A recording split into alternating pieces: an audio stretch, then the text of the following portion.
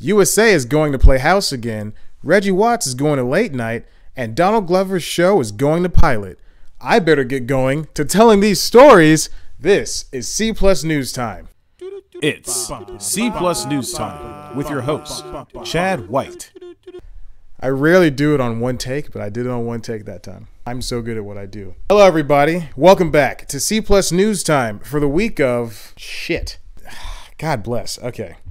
Let's do this. Let's keep going. Keep going. Keep recording, Chad. Keep recording. For the week of December 8th, 2014, I'm your host, Chad White, and today I present with you news. You know, a little behind the scenes, a little tidbit behind the scenes. I'm actually recording the day I post this.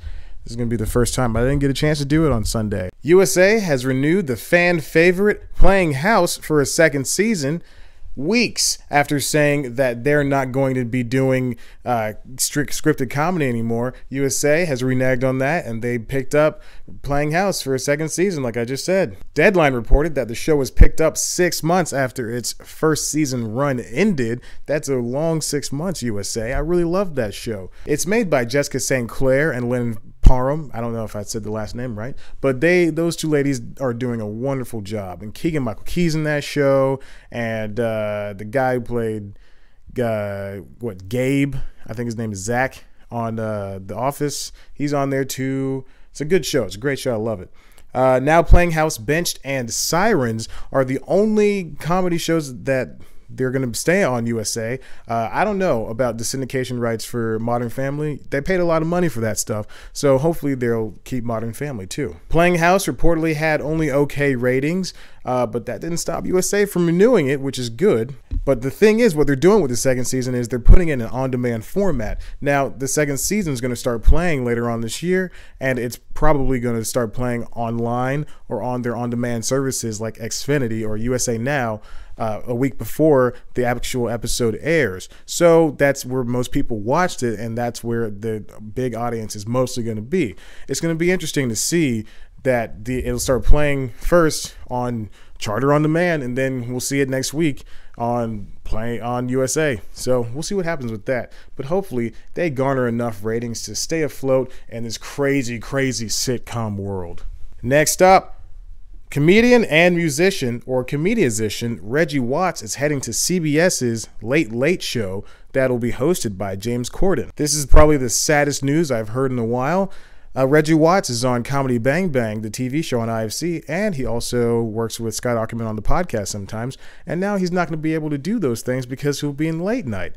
It's going to be it'll be great to see him do that stuff and get off to a bigger audience, but now I won't be able to see him on Comedy Bang Bang whenever I need to. He'll be the band leader for that show on Late Night. Instead of probably just being himself like he is on Comedy Beanbag, he'll have maybe like 5 other people, kind of like Fred Armisen has on Late Night with Seth Meyers. The Late Late Show is coming on, and The Late Late Show is premiering in March, presumably on March 23rd.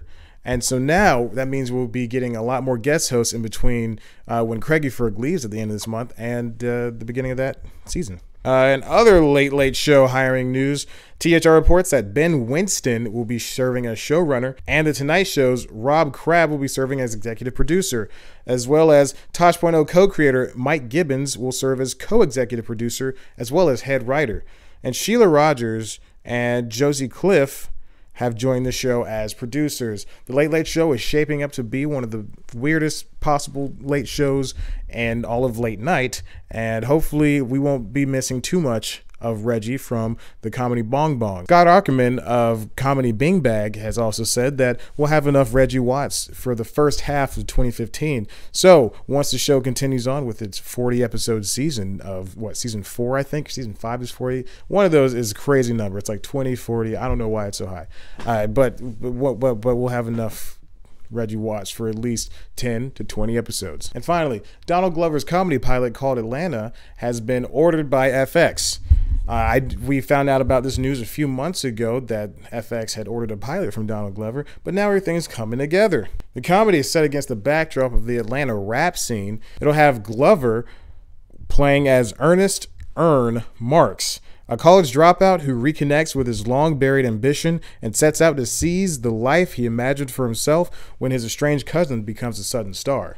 Glover will serve as producer, and Paul Sims from Girls and Diane McGungill, it says you probably can't read that. I'm an idiot. Donald Glover has had a prolific career in writing. He's written for 30 Rock, and he was awarded with a WGA award for Best Comedy Series in 2008, 2009, and 2010. He was a part of that team. Atlanta is the 4th comedy pilot series to be ordered by FX for this coming year. There you have it. There's your news for C+ News Time for this week. I am done with this newscast. Here we go. Goodbye.